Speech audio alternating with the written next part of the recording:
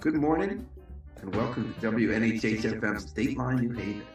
I'm your host, Paul Bass, inviting you to look behind the headlines of the stories that make New Haven tick. Secretary of the State, Denise Merrill, and that word is important because otherwise she becomes Mike Pompeo. Secretary of the State, Denise Merrill is here. She helps make New Haven and Connecticut tick. She's doing it more virtually than she usually does now that we're amid the COVID-19 outbreak. She's joining us today, and you're welcome to send your questions for Harry Jones to read. Denise Merrill, welcome back to Dateline New Haven, but for the first time, not in person. Yes, thanks, Paul. And bear with me, I told you this is only my second Zoom conference or whatever meeting, I guess. So plenty of conferences. I'm glad you're not spoiled, you're not ruined yet, because most of us have been living on Zoom. I know. I keep hearing there's wine parties and everything going on without me. Oh, well. Yeah, and public hearings, like government is taking place by Zoom in New Haven. We've had quite a few local government meetings already take place. They count. I know. But, as reporters, we can't then go up and get the skinny from people right after they testified or ask questions, which is messed up. But that's not your problem. Although, Denise Merrill, when you're on the show, we always talk about two kinds of questions. Some have to do with the nuts and bolts of democracy, because that's your job. You're in charge of elections, commercial recording, public records. We're going to talk about that today. But you've also spent a career as a professor, state legislator, and now Secretary of the State, also thinking about the big questions of civics and democracy. So before we get into the weeds, I want to ask you what you think about this national lockdown, which is getting more severe and shows no signs of abating. What has this meant for democracy in Connecticut and in America? Well, we're seeing it already. I think there's two prongs to it, honestly. One is, of course, people are scared, and that in some ways breaks people apart, in some ways brings them together. I have been surprised at how many people are still very concerned about being able to vote during this. You would think that they would be completely obsessed with health and hospitals and all the things that have been discussed and are being discussed nationally. I have a surprising number of people emailing me and calling me and questioning me about, are they going to be able to vote? Are they going to be able to vote safely? If they can vote from home somehow, is that being accommodated? And not just in our state. Really, this is a big national conversation right now. And I think it is exactly because people fear for democracy. They fear what's going to happen to all of us with all this remote learning, remote communication, just as we're doing right now. What does it mean for all of us? And especially, what does it mean for our democracy in our country? And there's a separate set of questions that I think isn't for us to really do today, which is the rise of authoritarian leaders using this moment from Israel to Brazil to get rid of civil liberties.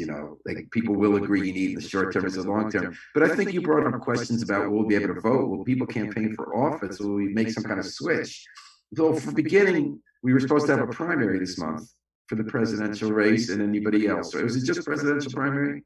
Just a presidential primary, right. We have another primary coming up in August, of course, for the statewide offices. So that will present a whole different set of questions, I think.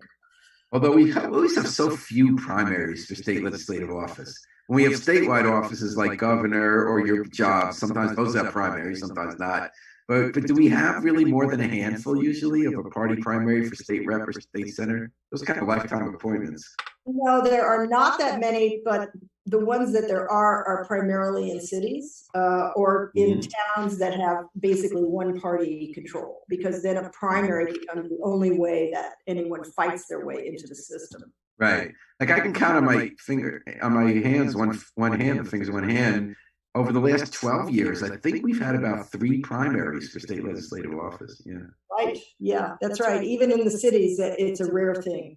And so in August, in April, we were going to have a presidential primary. We pushed that back to late June. Right. And I know you deal with the law. In practice, everyone kind of feels like it's over. So the state GOP is upset because this nutty guy who they hate, they don't want to have running qualified the primary Trump. He's not going to get any votes, and they're worried they're going through this whole thing. And the Democrats, they kind of feel like it's over, even though Bernie Sanders has not much delegates. He definitely can continue to run if he wants to. It looks like he's gonna. what's this going to mean? Are we definitely going to have it in June? Are people going to be allowed out of their houses? Well, here's the problem. I mean, this is set in statute, how exactly someone gets on a ballot. And once I declare, which I did before any of this happened, who is eligible to be on the ballot, then it is very difficult for me to remove them from that ballot, even if they've dropped out nationally. Case in point, Elizabeth Warren has still not sent an official letter that she has dropped out of the race. We've been calling and bugging what used to be her campaign office, but without that official withdrawal, we cannot, by law, take anyone off the ballot. Well, don't a lot of candidates suspend their campaign, want to continue gathering a few delegates to bring them to, well, we might not have a convention, but if they had a convention to bargain, or no? Sure, they could still continue their campaign, but they have to send us a letter officially saying we want not to be on the Connecticut ballot. That's so by law, your hands are tied. So the primary will take place, you're saying?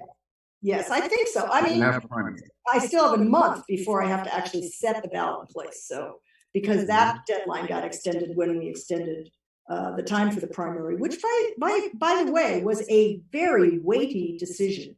I cannot remember a time ever in Connecticut that we have even delayed an election. We had a primary election on 9/11, just to show you how determined we are to have elections that don't move. I remember that day. New Haven had a very hotly contested mayoral primary that day. I rode around with Jason Bartlett, who was the campaign manager for Martin Looney. And as the buildings were falling and people were wondering whether we were going to attack, we'd go to different parts of the town and you'd still see people thinking about who's going to be the mayor and wondering whether the world's blowing up. But New York did cancel that day. They postponed it 2 weeks. Obviously, they were the epicenter of it. So this was a weighty decision. Yes. But are we going to be able to have this election the end of April? How's it going to work? I mean, end of June. How's it going to work? June 2nd, by the way. Okay. Yes, I think we absolutely can have the primary in June. I'm concerned because there are a lot of people who, of course, don't want to come in person to the polls. And herein lies the dilemma, which I knew we would be having many years ago, as I have been trying to get the language out of our state constitution that absolutely tells you the only times you can get an absentee ballot and the only day we may vote.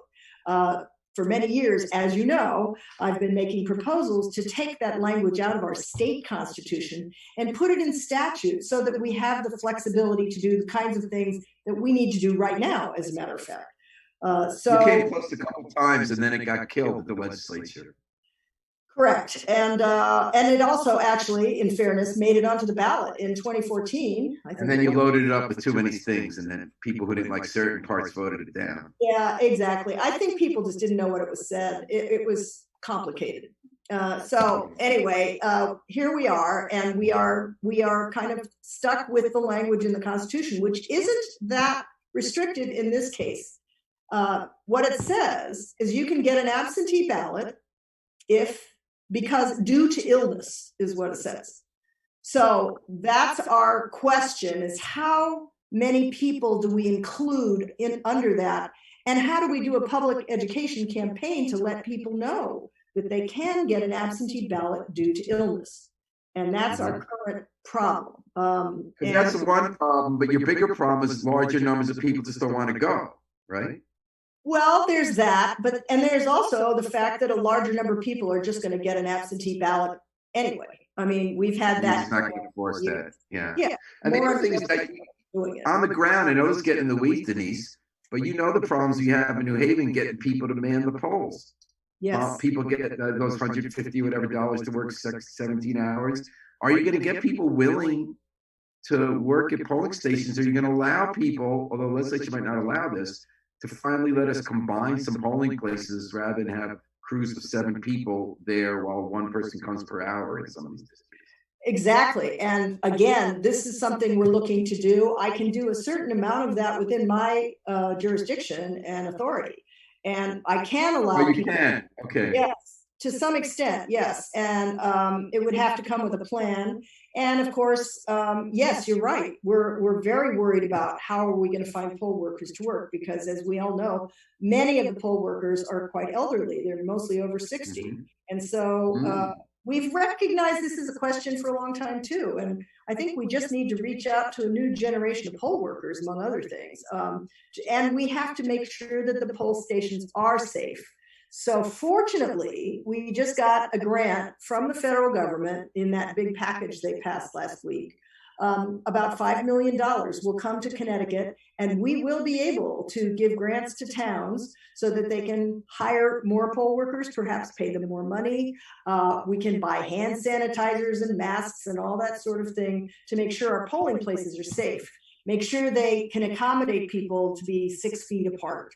Make sure they don't have too many people in a polling place at the same time. So ideally, everyone would be able to vote safely at a polling place.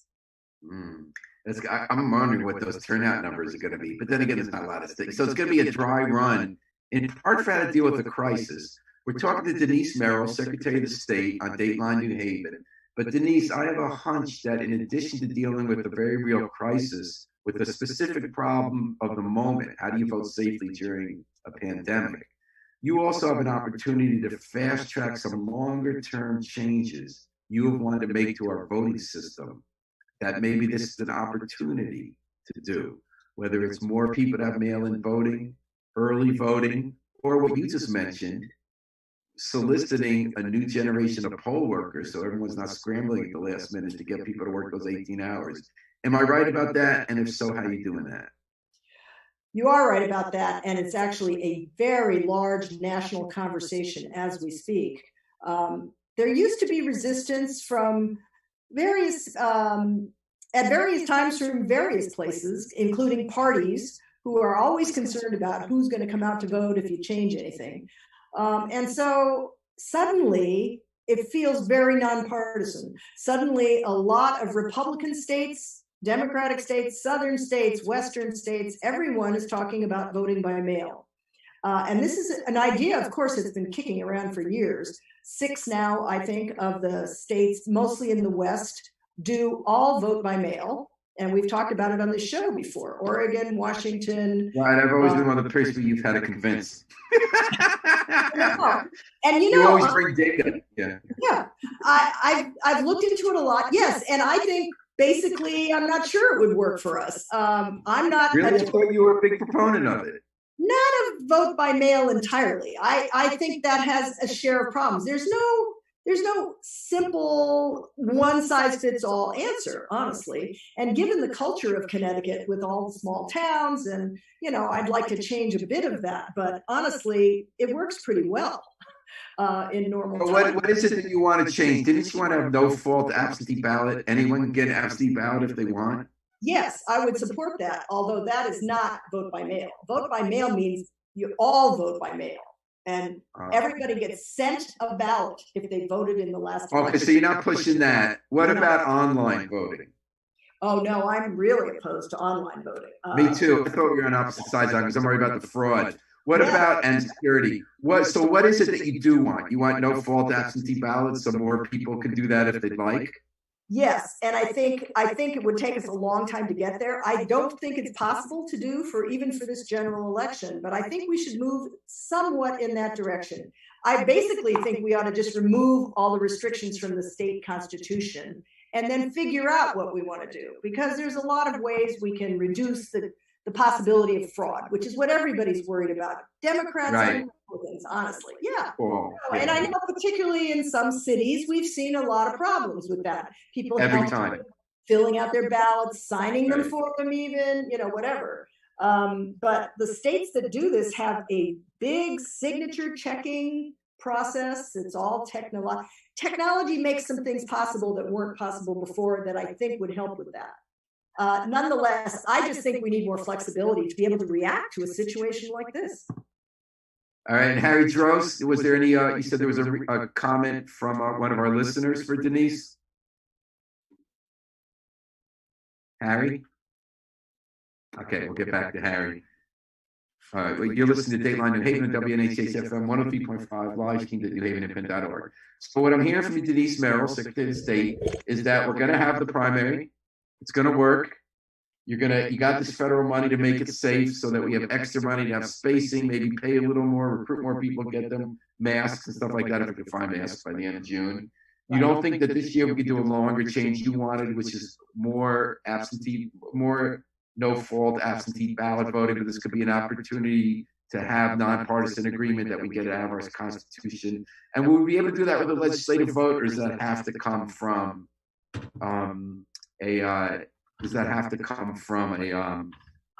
the vote by a referendum in a general election? It has to go on the ballot, which is the other reason we can't do it by this fall, because it would have to be on this fall's ballot.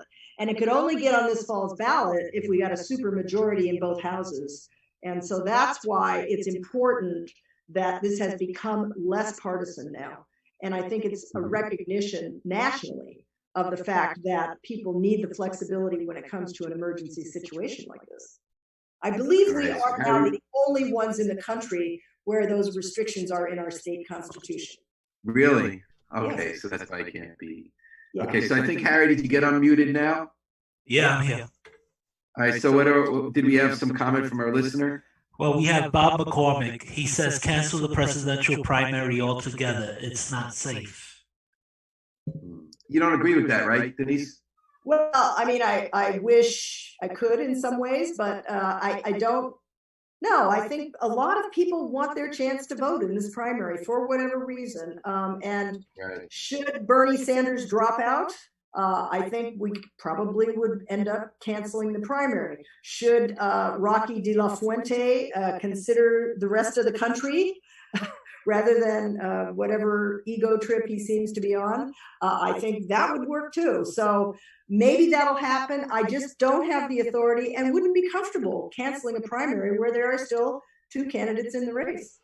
Yeah, and so if Bernie dropped out, what if you didn't hear from Elizabeth Warren? Would you still have to do it? We would send somebody to meet with her personally with a letter in hand for her to sign. I think that would be the only thing left to do. But let me just say, I am very conscious of the fact that people are not feeling safe going to the polls. That's the whole point of what I need to do here. No one should have to choose between their health and their vote. It's just not right. And so we will do everything we can to make it possible for those who are fearful, who are sick, who might be sick, who have some underlying health condition that they consider makes them ill. They should be able to get an absentee ballot. All right, and in addition to absentee ballots, you did mention that you're gonna use this grant money for people who do show up to make it safer there. What else? What else are you doing with local clerks and registrar of voters to deal with COVID-19? Like, they're not in their offices, are they? Are people registering to vote? Are people submitting land records? Are they doing house sales and business formation documents that we're getting into the?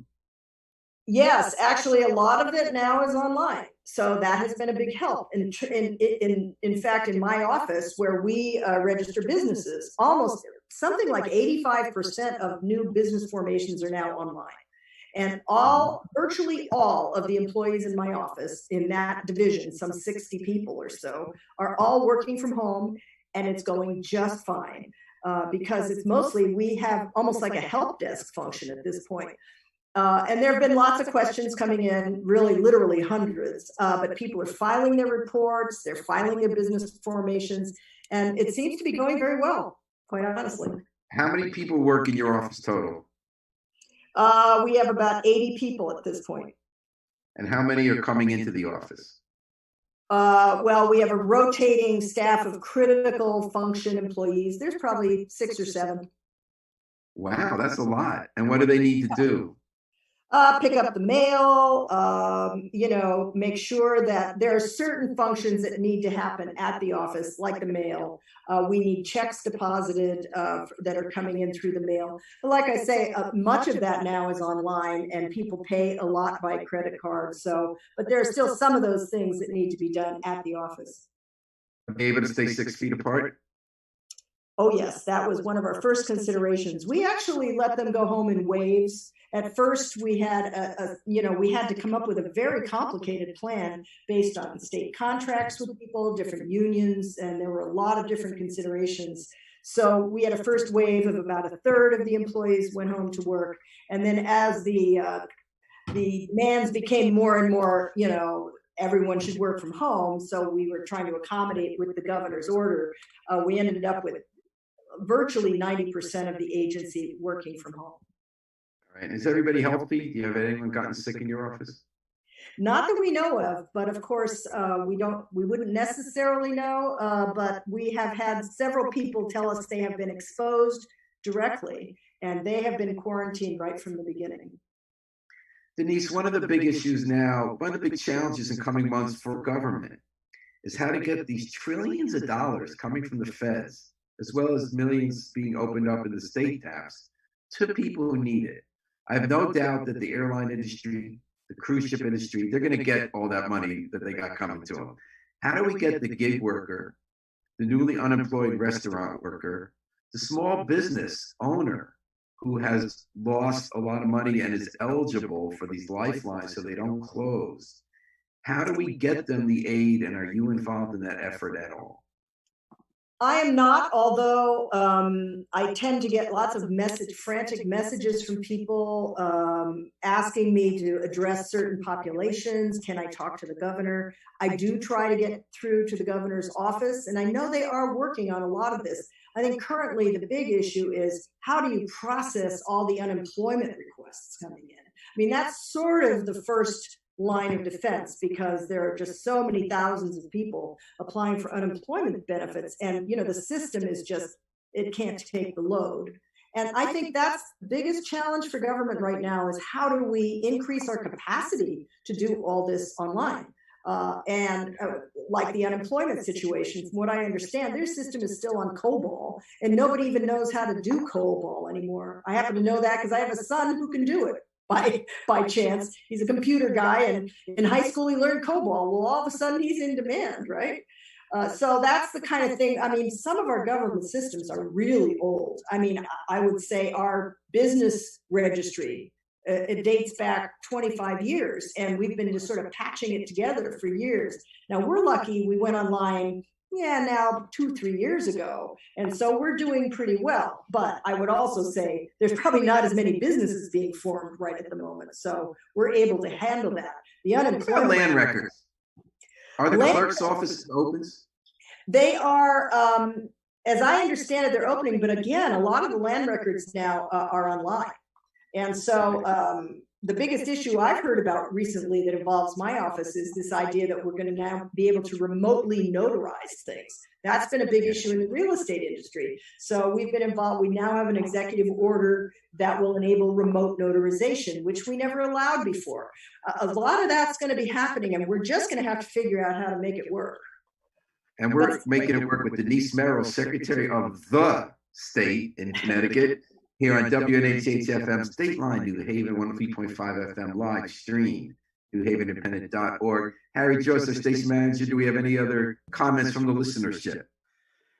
We do. We have Jorge Cabrera or George Cabrera.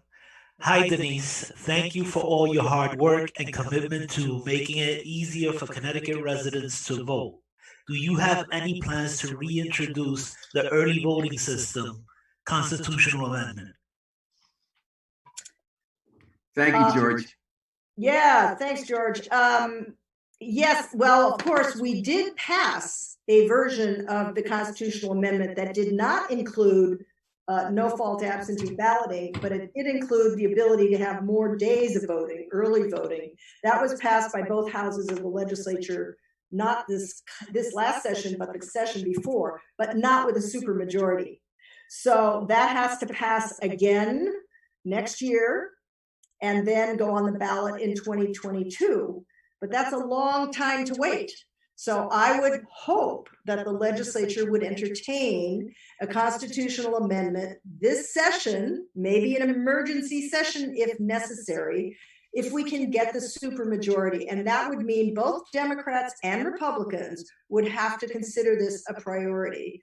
And the way things are moving nationally, I'm hoping that wave will come to Connecticut and make people, and I think this COVID virus thing has made us understand more than ever the need for flexibility in our voting laws. And that's all that would accomplish, honestly. We just need to get the language in statute, and then we can fight it out about how we do it exactly. Maybe we don't want more absentee ballots, but maybe we want some days of early voting.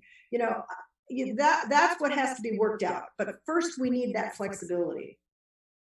And Denise, so just so I understand very specifically, it looks like the two longer term changes you'd like to see come out of this is no fault absentee ballot. You'd like to see us long term pass that as a state, which would mean removing some language from the state constitution.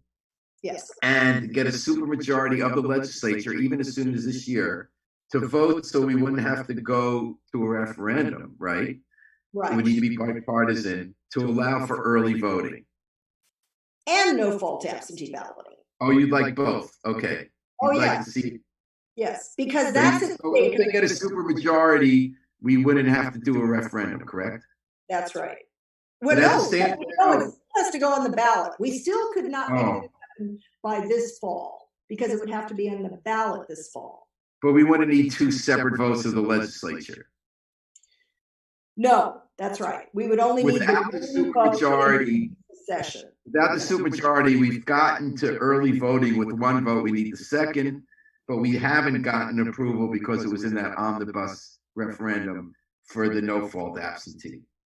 Right. It did not happen in 2014. We need to get it back on the ballot this year, preferably, so that next time we have a crisis like this, we would be more able to respond. Okay, so Denise Merrill, how's your day-to-day job life changed? How do you do it differently? You're obviously on a lot of conference calls, not so much Zoom. When was your trip to Australia planned to do business outreach with Ann Evans, the Federal Export Center? And how did the crisis affect your plans to do that? Oh, yes, that was quite interesting. That was the end of February, and I did go with her to do a trade mission where we met with Australian ministers and companies to get more helicopter contracts at the time for Command Corporation. We've done this before with great success. So anyway, off we went at the end of February. It took us 2 days to get there. We had about 20 meetings in 2 days, and then we got recalled home. And so that was on, I guess, March 2nd or so. It took us 2 days to get back, and the airports were already empty. There was no COVID in Australia at the time, and I think it's because early on they closed their borders to the Chinese very abruptly. But I can tell you, by the time I came back and landed in San Francisco, the airport was absolutely deserted. And so it was just that very moment when that was all occurring worldwide. And it was right when China was in lockdown. Were you concerned about your health? Yes, I was. And by the time I got home, I have literally not left the house since March. I guess I got home on the 4th or 5th. Are you self-quarantining because you traveled? Yes, but well, not only because I traveled, because then when I came back to the office, I was in the office one day and I was informed that one of the employees that I had been interacting with had been directly affected. So we sent the entire executive staff home the next day, and he was, I guess, he had a relative who had been infected in New Haven, actually. And so I spent one day in the office, and ever since I've been on, it feels like wall-to-wall conference calls. Okay. So, and how is that person doing who was exposed to the person in New Haven? He is fine. It was a sort of a third-party exposure, but his girlfriend, who I guess was the sister of the person who actually had it at the time, and this was early on when she was only like about the 5th person in Connecticut that had it. His girlfriend did, I believe, get sick. He is fine. Okay, I'm glad he's fine. Yeah, and you're feeling fine. But are you going crazy, climbing the walls? Actually, I mean, your life as a politician.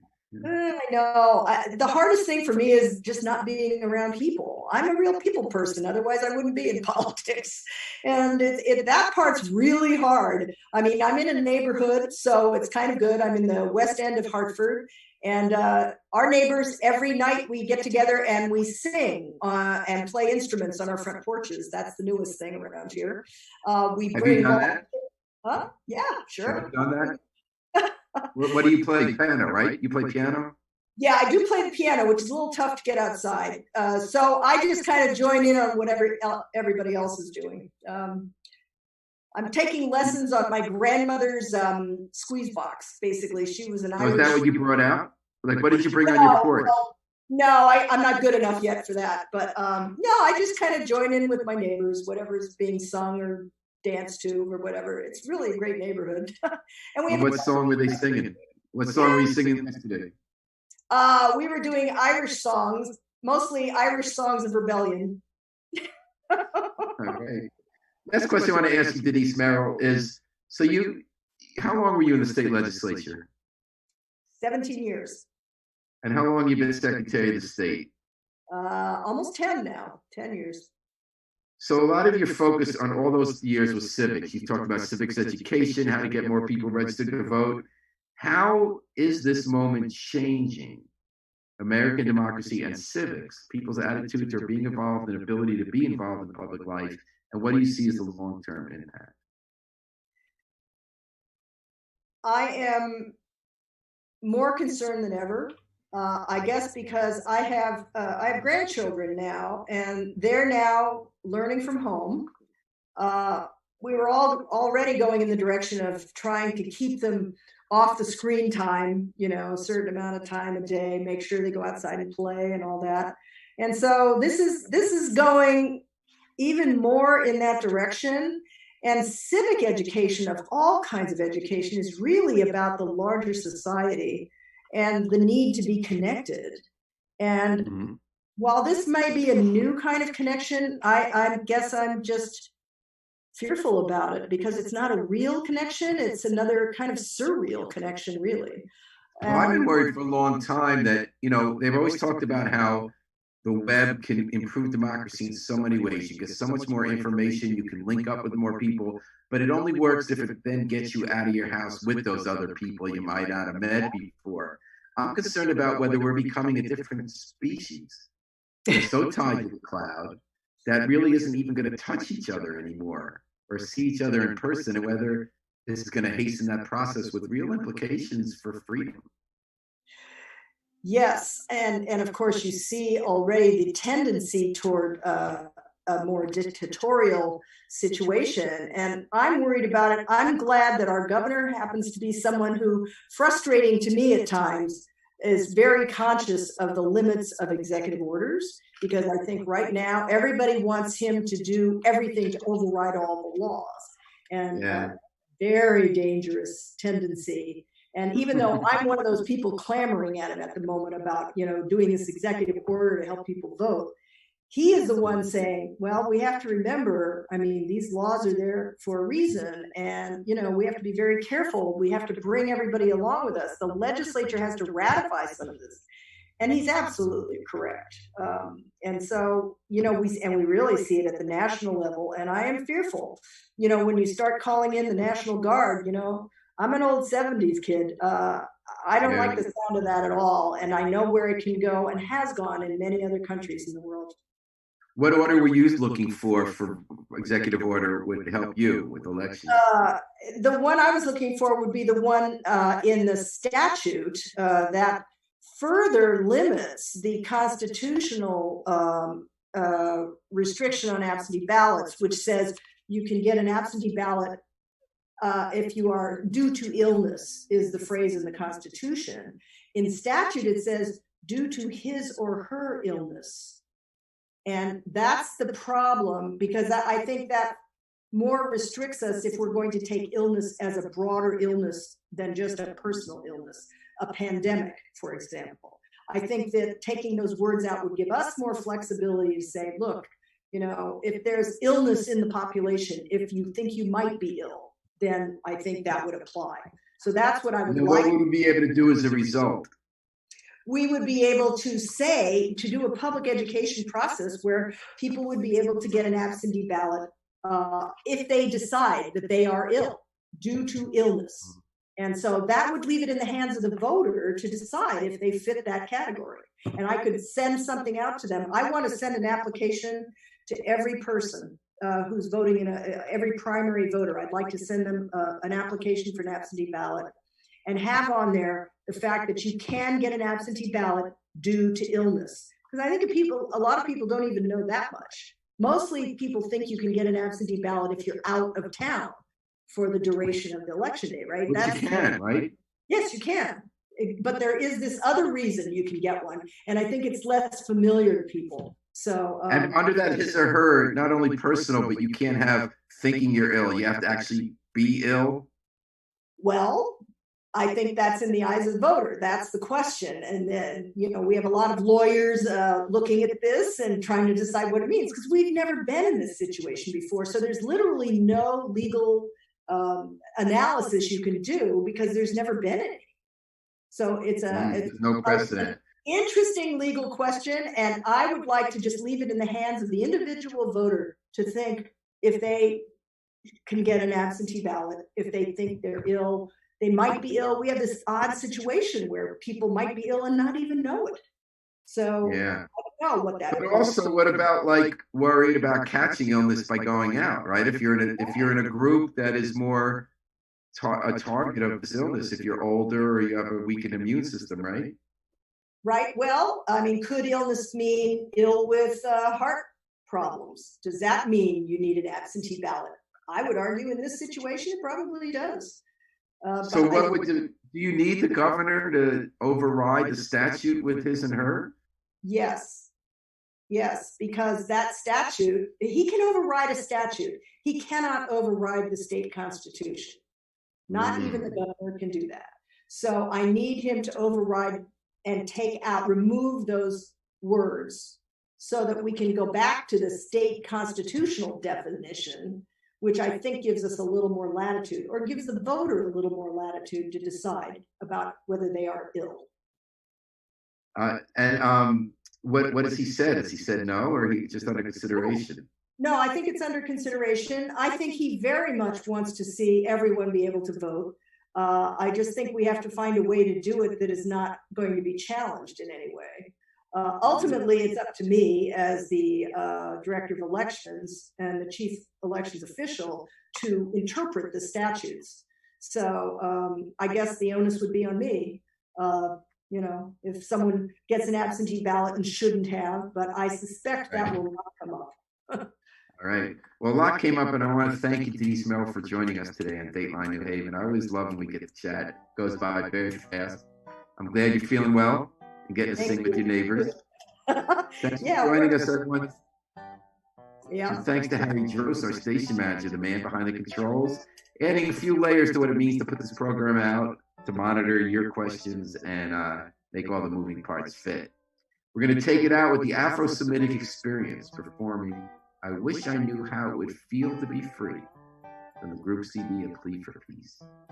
This is Paul Bass inviting you to fly free with us all day and all night on WNHH-FM, New Haven's home for community radio.